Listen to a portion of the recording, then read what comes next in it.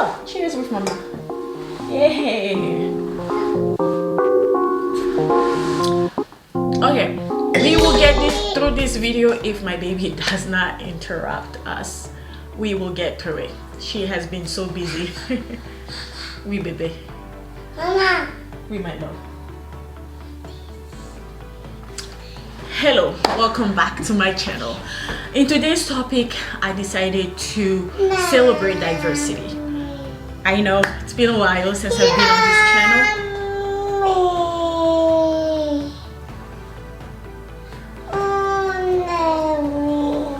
Coco, are we gonna be able to make this video or not? Here's food. You don't want to eat this? What do you want? Today I wanted to delve into an interesting topic. I wanted to look at the similarities between Africans and Italians. If you don't already know, my husband is Italian and we've got a beautiful daughter here named Luana, who is probably not going to let me make this video, but we shall see. Why did I want to delve into this topic? Wanted to look at the similarities but celebrate diversity at the same time is because we have this beautiful jewelry and she will go back to look at these videos one day and have fun.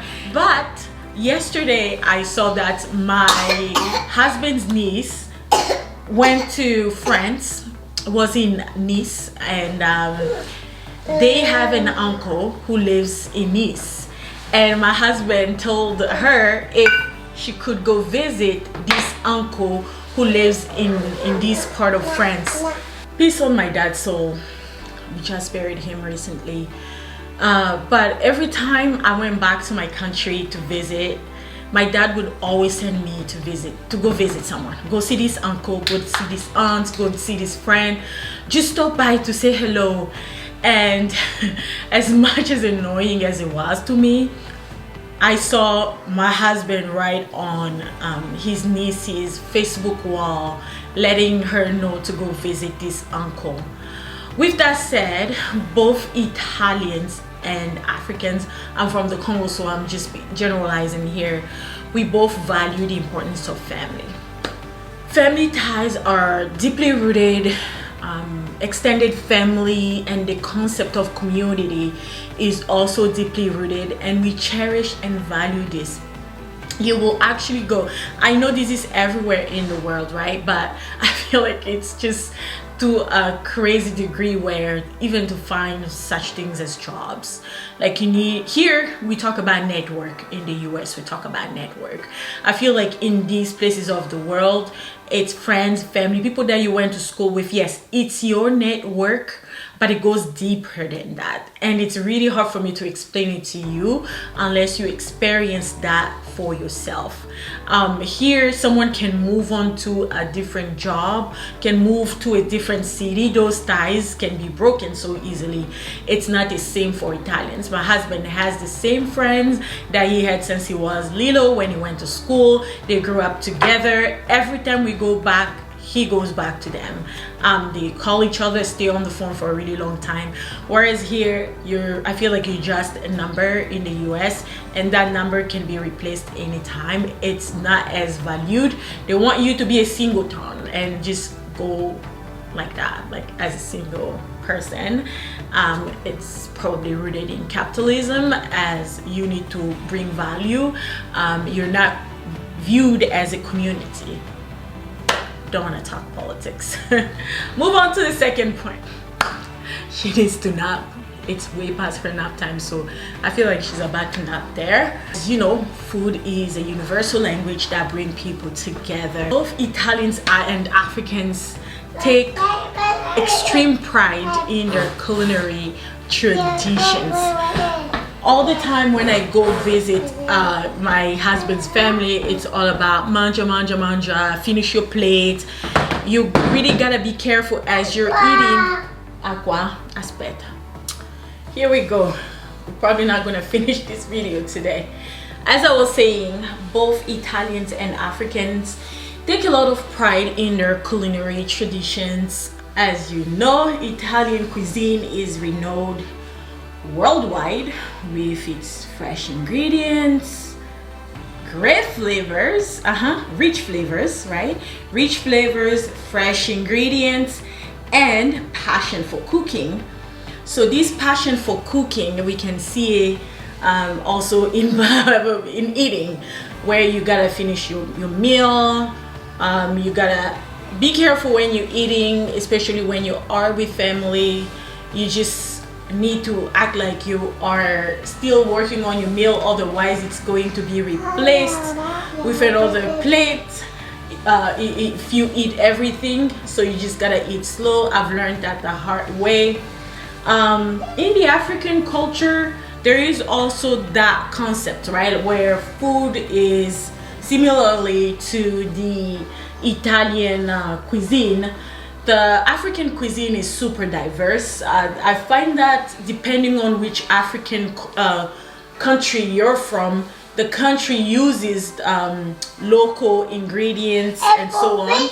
So you will see that in a lot of cuisine, and you will also find a lot of dishes that are super similar. I know some countries, they like to claim things being their own and so on, but you'll find things like riboulai, some people would call that jollof rice, is made throughout the continent of Africa. But I know a couple of African countries that try to claim this as being their own, you know, but it's not really. But so many Africans, they just sit to the back and just watch these two countries fight and try to claim that they're the only people that make this. But yeah, most cuisines in the African continent is also rich. It's diverse. It's all about the community coming together, the family coming together. I remember growing up in the Congo during festivities such as Christmas, Easter, New Year's. It was, my parents would cook so much food because they like the neighbors would come. You don't know who can come. We baby. And so you had people, some people would go house to house to just eat. Yeah.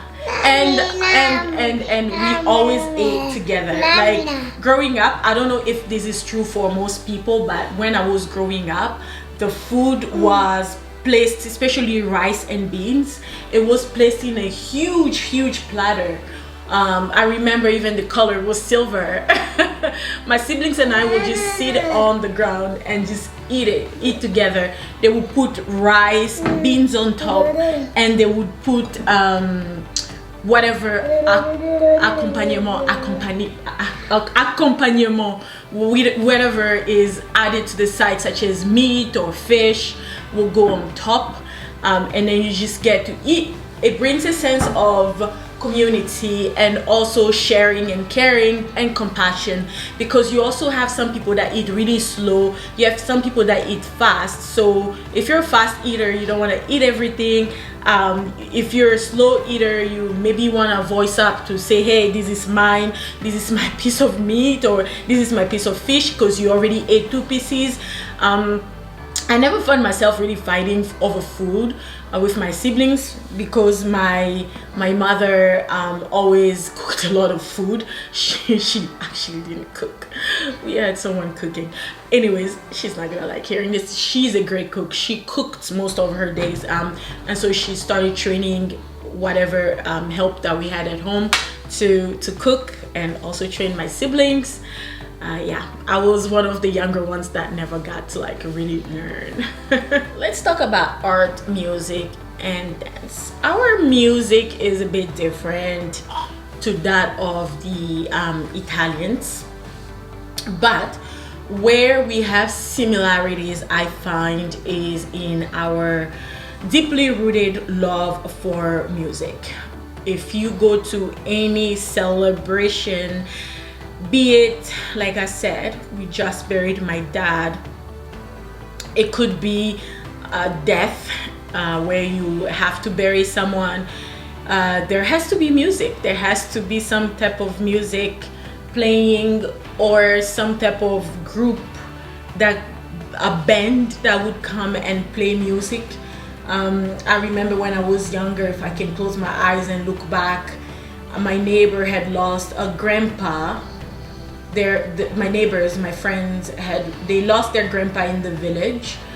I feel like they share the same village as my parents, so you had this folkloric, is that how you say it? I'm drinking wine, so I'm losing my tongue. Folkloric, whatever, however you say it, music playing. It's a music true to that region, so it's the same for any type of background in my country, because you have different segments in the country.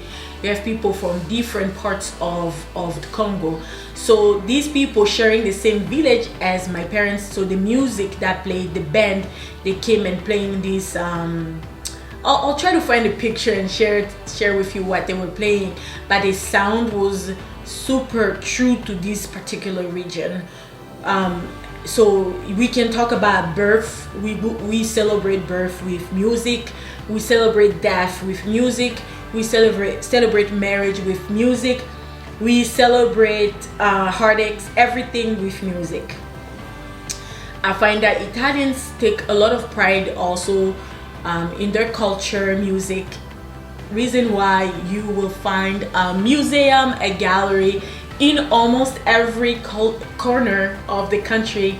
I went there, I was in Florence. Florence is like you're walking inside a museum and you ain't gotta pay any dime for it.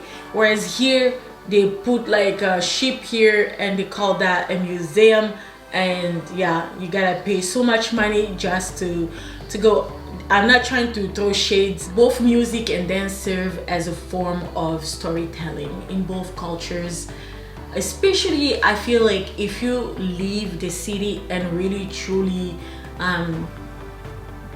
go to places where you would find people being authentically Africans or authentically Italians, right? You remove all those layers and you really go there with an open mind to learn. You would find that there are a lot of similarities when it comes to music and dance. Have you ever heard the concept of Ubuntu, conviviality? I believe Ubuntu is a Swahili word. I don't speak Swahili, my mother does. I can kind of pick up left and right. This concept of conviviality in the African culture is going above and beyond to make your hosts, your guests, feel like family. I mean, family. You have to do it.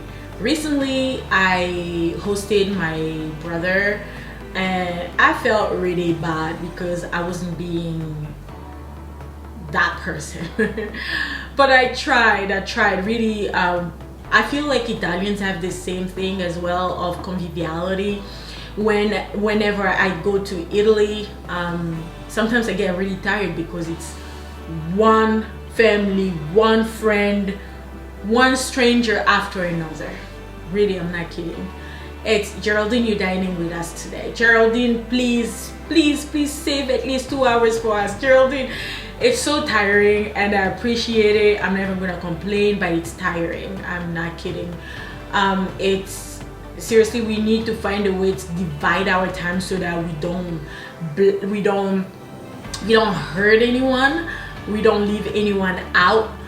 But it's always, hey, like families try to be the first one to make phone calls in the morning, like 7 a.m. They're already making phone calls. Are you like you're having lunch with us? And when you're going to lunch, if you didn't already have your dinner plans, you just gotta know that you're having dinner there. If someone else reaches out to you around 11 to be like, hey, are you coming for dinner? Like the people that are hosting you for lunch, they're like, wait, I thought you were staying with us for dinner. How many times has this happened to us? Whenever I go to Italy and hoping to put my feet up just to relax, go to the vacation, it becomes, I'm not complaining family, if you see this, I'm really not complaining, but it becomes a nightmare. I'm not kidding. I am so tired because, listen, I gotta be there and enjoy the meals, and I enjoy it with everything in me. But after you've worked all year long and you just want to relax, it gets crazy. That's why you never go to Italy for 1 week only. I know in America people think 1 week is enough, 1 week vacation is not. For us to feel great, 3 weeks is a great vacation, but with work we understand that 2 weeks is what we can do. So we do 1 week with family, 1 week for us, because otherwise we wouldn't be able to relax and rest and just take care of ourselves before we go back to the grinding and you know what. As a mom of a biracial baby, as you can see here, I always try to find common grounds between my culture and that of the Italian people, because I am raising a baby who will be looking up to me to try to find those common grounds as well. And how I do it is by educating myself, but also by being present and by visiting families, tasting the food, being there to celebrate them when there is a celebration. Go there with an open mind of acceptance, because if you are perfect, if everything in your culture is perfect, you're perfect, your food is perfect, everything about you is perfect, then there is nothing left. It's just you. How boring would it be? I don't think you want to go live in that country right there in North K, right, where everyone has to have the same haircut, everyone has to wear the same outfit. You can only pick from 3-4 different styles, from 12 different hairstyles. You can never look at some other ways to think outside of the box. It has to be boxed in, you know what I mean? Then you should go live on your own. I want her to know that there isn't one way that is perfect or better than the other. It's all about having an open mind, accepting that not everyone is the same, and as soon as she accepts that and look at people with an open mind, she will have a super enriched life that many people could only dream of, and that many people are not open to, or that many people are not even given the chance to learn, you know. So I envy Luana, because she's growing through that culture. She's growing. She's going to know not only Congolese culture, she's going to know Italian culture. She's also going to know the American ways because she lives here. I mean, I envy her because I love cultures, I love food, I love to learn about people. So yeah, if you stayed here for so long and you haven't already subscribed, and my baby here is sleeping and I feel so bad she's sleeping because she's such a ball of energy and positive vibe, she would have made this video 10 times, even 1,000 times, even better than what I have shared with you. Make sure you subscribe and share your comments if you've experienced something like this. If you are in an interracial relationship, intercultural, how are your cultures so similar to that of your significant other? I will go put my baby to bed now, and I hope we can stay connected. He told me he loved my personality. He loved the fact that I could go anywhere and be unafraid. He loved that about me. So I will continue making videos, and hopefully one day we can connect, whether it be here in the US, in Europe, wherever country in Europe, Italy, Germany, Netherlands, France, wherever you live. My wish, my hope is that wherever you live, as someone who is in this community, one day we will meet.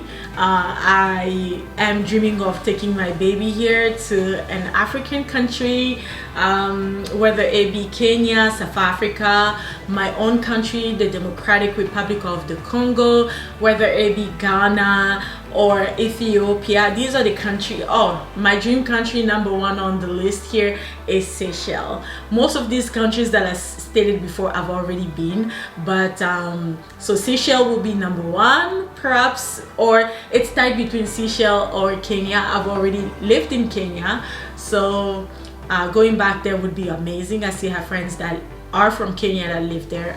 It would be great to take Luana there. Tanzania is also on my list. I forgot to mention that.